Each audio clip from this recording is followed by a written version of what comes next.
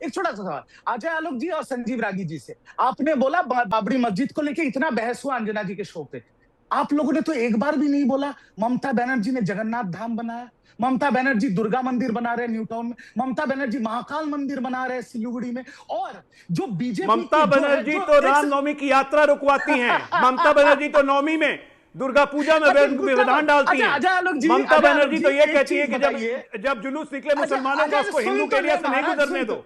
आप क्या बात कर रहे हैं भाई, ये सब ऑन रिकॉर्ड है, आर्काइव में है ये ममता बनर्जी के। झगड़ा मत कीजिए, हम तो प्रेम से बोल रहे हैं। ममता बनर्जी मत बुलाइए ना। अच्छा जगन्नाथ देव का तो हम सब पूजा करते हैं, बढ़ जाएगा, कांग्रेस में नहीं अच्छा जाएगा। अजय जी अरे बीपी कम कीजिए, हम झगड़ा नहीं कर रहे हैं। ममता बानो को लाना शुरू कर दीजिए पूरे चुनाव। अच्छा अजय आलोक जी, हम लोग तो जगन्नाथ देव की पूजा करते हैं।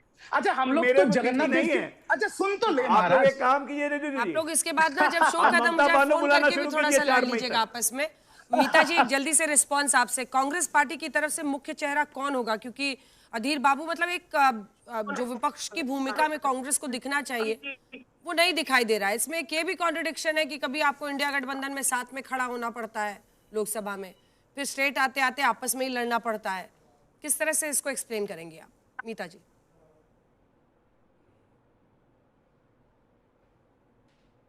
कुछ उनके फीड में प्रॉब्लम हो रही है, जल्दी से एक रिएक्शन इस पर ले लेते हैं। क्या ये भी एक वजह है जिससे ये एकदम डायरेक्ट टीएमसी वर्सेस बीजेपी, लोगों के भी मन में यही फाइट हो गया है? शशि देखिए, हिंदू मुसलमान के अलावा मैं सिर्फ हिंदू मुसलमान पर चुनाव बीजेपी नहीं लड़ती।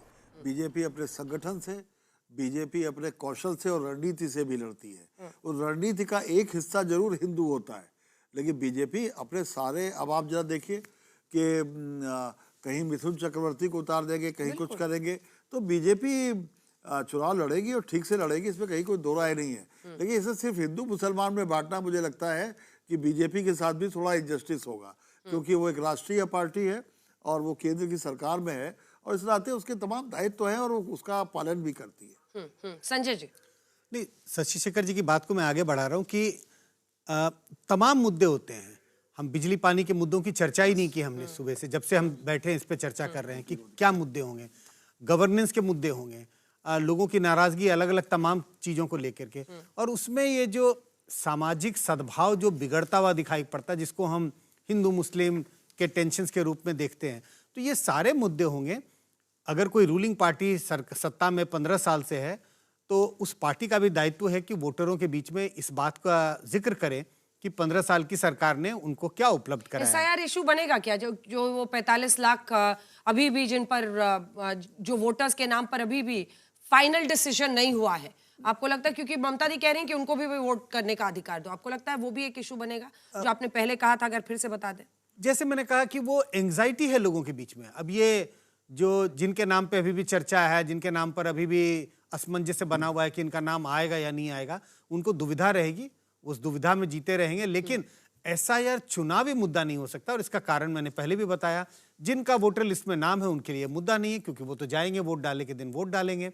जिनका नाम हट गया है उनके वोट का कोई प्रभाव नहीं है।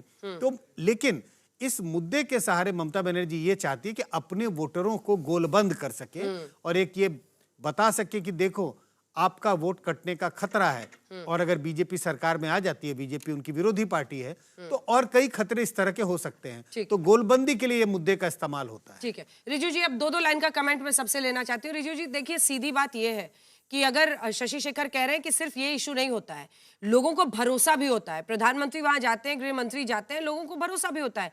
यूं ही कोई पार्टी जिसका अस्तित्व ही नहीं था पश्चिम बंगाल में, वो 3 सीट से 77 सीट पर नहीं पहुंच जाती है, तो कहीं आप प्रतिद्वंदी को कम करके तो नहीं आंक रहे हैं?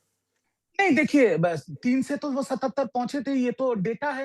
बट ये भी सही है कि उस 77 से अभी उनके 13 विधायक तृणमूल में आ गए, तो अभी आंकड़ा 65 है। उनको 2019 में मिले थे 18 सांसद शुभेंदु, और उनके पिताजी जाने के बाद 20 सांसद, जो अभी 12 पे आ गए। मुझे देखिए अंजना जी, हर चुनाव में 1-2 ऐसे मुद्दे होते हैं जिसमें हम कहते हैं एंकरिंग मुद्दा, वो पूरे चुनाव को एक दिशा में खींचता है, साथ में कुछ सब्सिडियरी मुद्दे होते हैं। मुझे लगता है एसआईआर का मुद्दा जितना ममता बनर्जी उठाएंगी उतना एक सेक्शन को गोलबंद करेगी, दूसरे पर। ठीक है, आलोक जी सिर्फ 2 लाइन जल्दी से। देखिए, संजय जी ने आपके शो पे बहुत अच्छी बात कही। अपने वोटर कौन है? ये अपने वोटर हमारे लिए तो पूरे बंगाल वोटर है, लेकिन अपने वोटर को गोलबंद करेंगी। अपने वोटर कौन है? एसआईआर में कौन गोलबंद होंगे? हो गया, इनके यही वोटर है। दूसरा, सर ने बहुत अच्छी बात कही कि बीजेपी अपने नई क्षितिज ढूंढती है। तो मैं ये कह देता हूँ कि सितारों के आगे जहाँ और भी हैं, मोहब्बत के इम्तिहान अभी और भी हैं। तू शाहीन है काम उड़ान तेरा, अभी तेरे सामने आसमान और भी है। तो भारतीय जनता पार्टी के पास बहुत आसमान है और हर आसमान पे हम कमल खिलाएंगे। शायराना अंदाज में उन्होंने अंत किया है आज। बहुत धन्यवाद आप सभी का हमारे साथ जुड़ने के लिए। देश दुनिया की बाकी खबरों के लिए देखते रहिए आज तक।